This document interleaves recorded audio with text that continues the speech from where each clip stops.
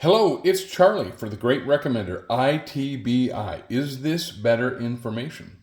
One of the interesting things about Web3 is that not as many people in the United States know about it. I'm not saying nobody does, but some of the stuff I watch, you're going to see people with an accent, and you may have to challenge yourself to really listen to what they're saying. And you also might have to look up terms if you don't know, like LLM, which is large language models. This channel is Harkirat Singh. I believe I'm pronouncing that correctly. There's 11 videos. Now this is interesting too. He built a Web3 SaaS in 6 hours, which I'm still understanding what a SaaS is. But you can learn on the internet. And I think that this stuff is good, but I'm just discovering him. So we'll see what you say. We're going to look at how to master Web3 in 2024. It's a complete roadmap and syllabus. And again, it's Harkirat Singh. Some of these we'll be building. Some of these you can try to build yourself. With that context, let's get right into the video. Let's begin with a basic overview of the industry. If you ever want to join any industry, be it AI, Web3 or some other niche, the best thing you can do is build very ambitious projects. The way I define ambitious projects is the projects that are currently making money. A good example in AI might be either an LLM or all the LLM based libraries that exist, or all the application level things that are happening. For example, image generation applications, end user applications. Basically, if you build any one of these, if you understand how they're built, that's the best way to learn it, rather than following a curriculum top to head, bottom, and trying to learn it via courses, YouTube videos. The context that you miss when you're trying to build a project is really high. So beat any technology, try to build a lot of projects, and keep this in mind generally through when you're trying to learn Web3 as well. The very first use case of Web3 is blockchains itself. I won't go too deep into what blockchains are. I have a video on it. This will be a very high level overview video.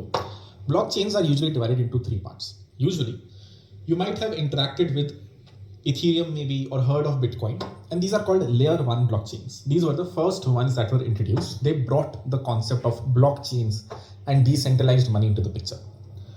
These were there for a long time, but people realized, number one, it's really hard to build your own blockchain, and hence layer 0 protocols were introduced. What does layer 0 mean?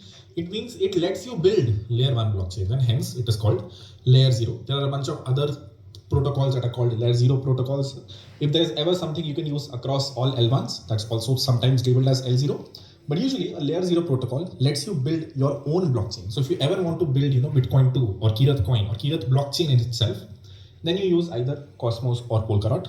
Unfortunately, I don't think they've found their use case yet. And you can see that in the cryptocurrency prices as well. But it was a very good technical thing to pursue for a long time. People are still doing it.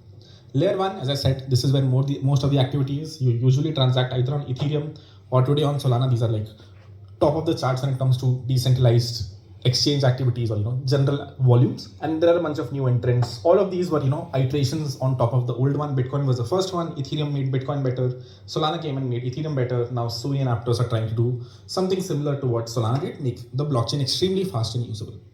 This is where we'll be spending most of our time in the cohort. Layer 1 protocols is most of the activities. Layer 2 is also pretty good. They took a different approach to scale Ethereum. They took a different approach to scale old L1s or slow layer 1s. The way these scale usually is that they have their own blockchain and you can transact there, but from time to time they roll up to Ethereum. From time to time they put all the transactions, compress them somehow and put it on Ethereum, so they get the security of Ethereum. They can technically be called highly decentralized because they're rolling up to Ethereum, but they're really fast because they're a smaller blockchain of their own. They're like side roads of the main blockchain. These have also sort of picked up popularity, not as much as the faster ones.